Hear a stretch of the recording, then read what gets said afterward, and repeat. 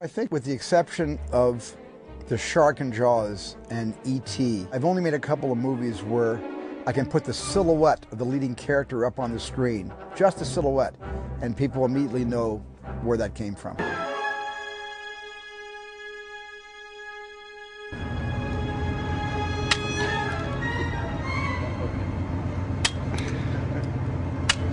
That should do it.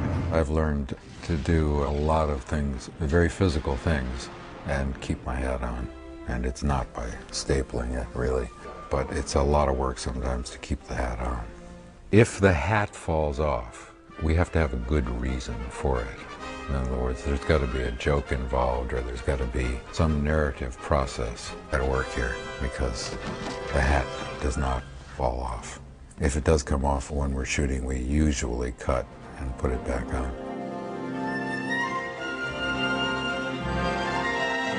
The basic thing was, with the iconic look of Indiana Jones, we really didn't change.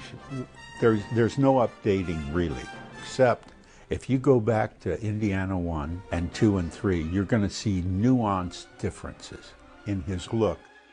And I was under great pressure, for me, to try to duplicate an iconic picture with a bunch of icons with George Lucas, with Steven Spielberg, with Harrison Ford. And I had to come up with the right stuff. And through referrals and referrals, I ended up with a guy named Stephen Delk in Mississippi. And he ended up making a lot of different hats and finally kind of perfecting them to the crease and everything. He came up with the perfect hat, great hat body, heavyweight and everything. And he's one of the nicest guys I've ever met. And so I said, "Are you up to making me 30 of them?" "Well, I'll certainly try." I got a few hats in. They were the real feel that I wanted. And we did a screen test on all of his new clothes. And the first thing Steven said when he saw the hat was, "Oh, great." He said, "I lost sleep over thinking you would be able to come up with the hat, and I'm thrilled to death with the way the hats came out, and everybody seems to be happy with them." And the jackets, I found a guy named Tony Novak, and he came up with the greatest jacket. Everything was to perfection.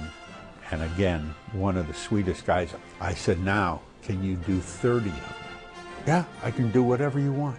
He brought me samples, and we picked out a sample of what color we wanted, and we did a few extra oversized in case we had to have extra padding, and he did a wonderful, wonderful job.